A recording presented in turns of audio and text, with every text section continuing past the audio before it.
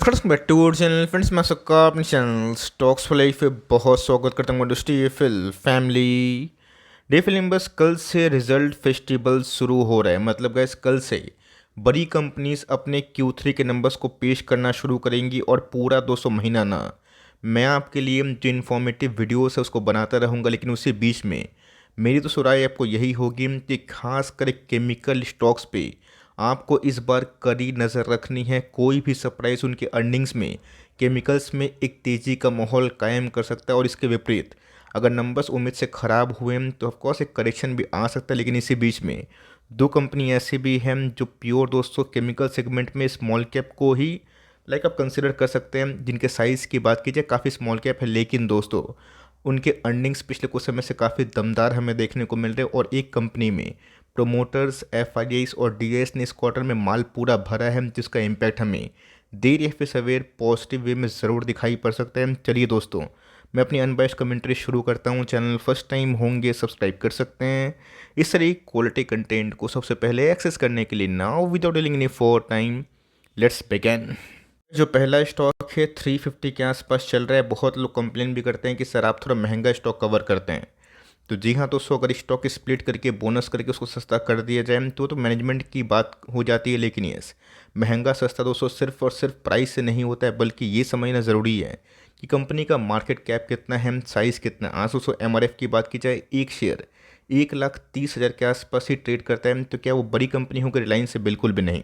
तो प्राइस देख के जज करना बंद करें और ये सोचना बंद करें कि 5,000 का स्टॉक 3,000 का स्टॉक 10, 15, 20 नहीं हो सकता। लेकिन यस, ये बात भी है कि बहुत लोग अफोर्ड नहीं कर पाते हैं, जिनका पोर्टफोलियो थोड़ा छोटा होता है। लेकिन यस, अगर आपको 350 के आसपास कोई स्टॉक में इंटरेस्ट है तो इस कंपनी के इस बढ़ना Q3 के नंबर्स को बहुत ही वाइसली डिस्कस करेंगे हम लोग जब इनके नंबर्स आएंगे। बट यस, उसके पहले का जो प्राइस मूवमेंट होगा ना, इस पे हमारी खास फोकस होनी चाहिए। कंपनी एक साल की बात की जाए खराब कंडीशन में भी गैस 40% दी है गेन, जहाँ पे केमिकल्स में एज सच कोई 2 साल से बड़े पैसे नहीं बने। 5 ईयर्स की प्रोफाइल की बात की जाए तो 5 ईयर्स में गैस पैसे 10 गुने बनते हुए देखने को मिले। और पुराना जो हाई है ना, कंपनी उसी के आसपास ही ट्रेड कर रही। अगर 200 नया हाई कंपनी लगाती है तो कंपनी बहुत तेज भाग सकती है। अगर आप ठीक से देखें जज करें तो इसी रेंज पे कैसे स्टॉक घूम रहे हैं।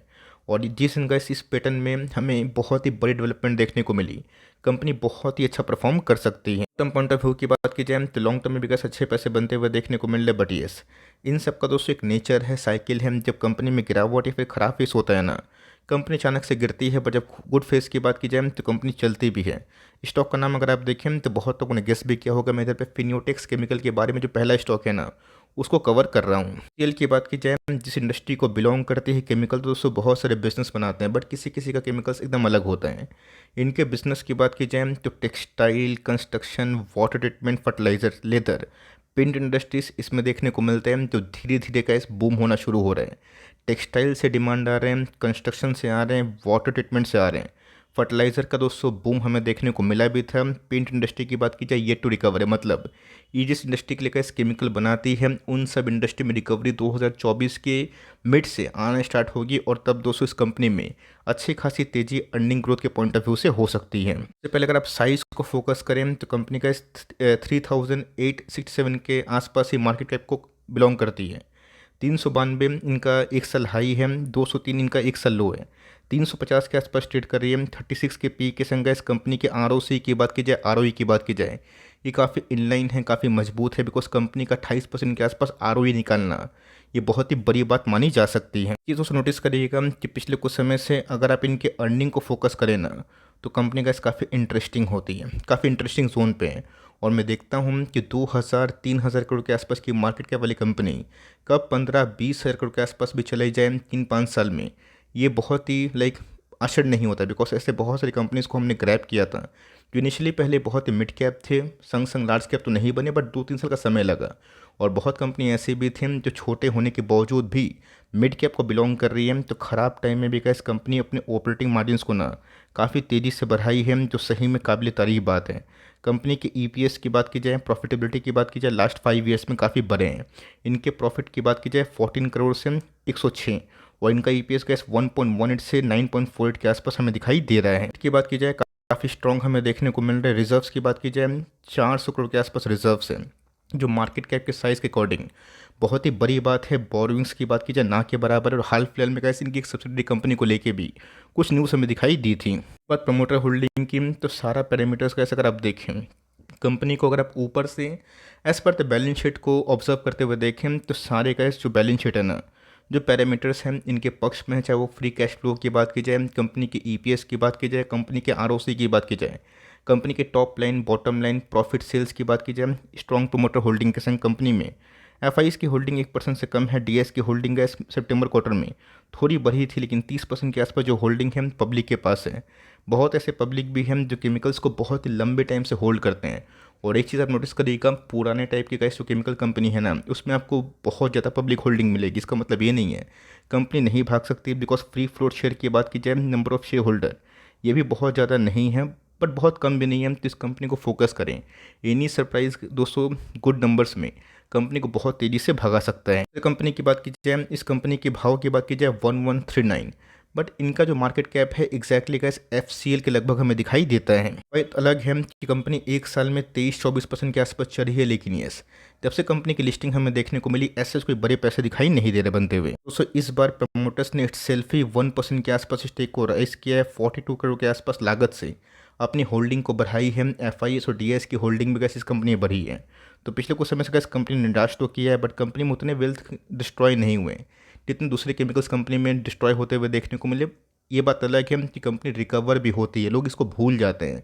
करेक्शन गैस 50 क्या 70% भी हो सकता है, बट करेक्शन के बाद कौन सी कंपनी रिकवर कर रही है ये देखना काफ़ी इंटरेस्टिंग होगा। तो स्टॉक का नाम अगर आप देखें तो हम उधर पे गैस एमी ऑर्गेनिक्स के बारे में डिस्कस कर रहे हैं। याद भी होगा मैंने जस्ट दोस्तों आज से 15-20 दिन पहले इसको लेके कवरेज भी दी थी, बताया था कि इस कंपनी को थोड़ा सा अपना फोकस में रखें, बिकॉज अब प्रमोटर्स अपने स्टेक को बाई करते हैं और मार्केट प्राइस की बात की जाए उस प्राइस पे 42 करोड़ के आसपास खुद ही पैसे पंप करते हैं। तो बड़ी बात होती है, बड़ी चीज़ नोटिस करने वाली बात होती है।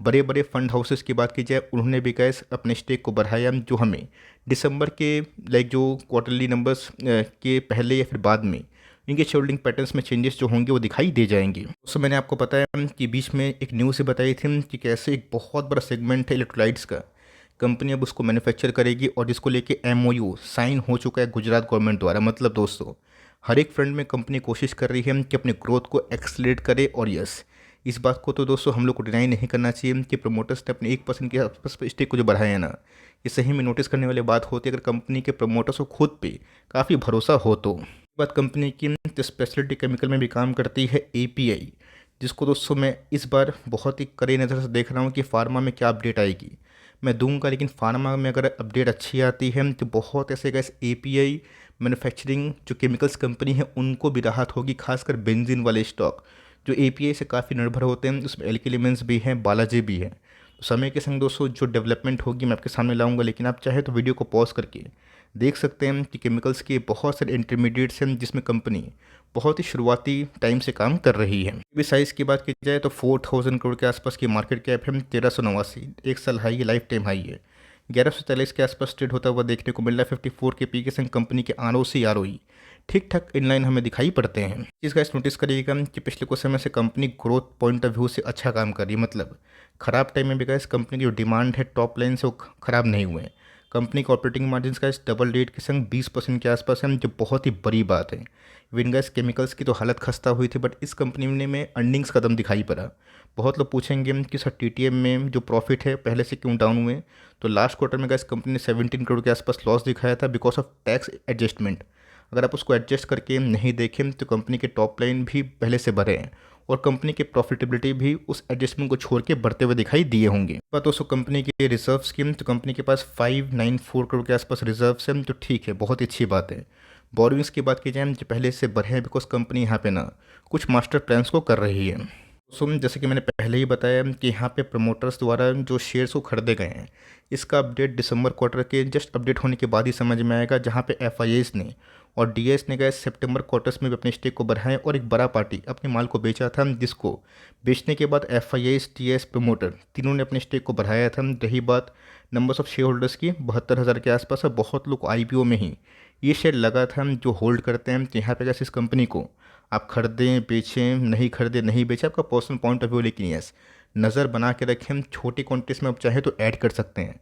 बेस्ट ये होगा कि Q3 के नंबर्स को ऑब्जर्व करें, any surprise guys in the numbers और गुड गाइडेंस। आप इस कंपनी को उस भाव पे भी खरीद सकते हैं, लेकिन इस शर्त इतना है कि कभी भी गिरावट होती है उसे पैनिक ना करें और long term point of view सोचें। मैं लॉन्ग टर्म के बारे में इसलिए बोलता हूँ, शॉर्ट टर्म में गैस पैसे बनते हैं तो पैसे निकल भी जाते हैं, बट लॉन्ग टर्म में गैस अच्छी कंपनी ना घूम घाम के बियर मार्केट से बुल मार्केट, बुल से बियर होने के बावजूद भी लाइफ टाइम हाई को लगाती है। यही दोस्तों स्टॉक मार्केट का बहुत ही खूबसूरत साइड भी होता है। तो ये छोटी सी अपडेट थी। कुछ भी करने से पहले गैस अपना जो कॉल है खुद से भी ले सकते हैं। वीडियो अच्छी लगी तो प्लीज़ लाइक करिएगा और चैनल फर्स्ट टाइम होंगे सब्सक्राइब करके बेल आइकन को प्रेस करना भी ना भूलिएगा। और यस, ऐसे कौन कौन से स्टॉक को गैस मैं कवर नहीं कर पा रहा हूँ जिसको आप चाहते हैं कि मैं कवर करूँ, कमेंट बॉक्स में लाइन लिख, मतलब कमेंट्स का लाइन आना चाहिए जहाँ पे मैं कोशिश करूँगा कि उतना ही एनर्जी से मैं उन सब वीडियोस को बनाऊं जिससे आपका फ़ायदा हो और आपकी क्वेरीज़ को भी ना मैं सबसे पहले सॉल्व कर पाऊँ। तो ये गाइस छोटी सी अपडेट थी, मिलते हैं जल्दी ही, तब तक के लिए bye. Thanks for listening friends, God bless you all.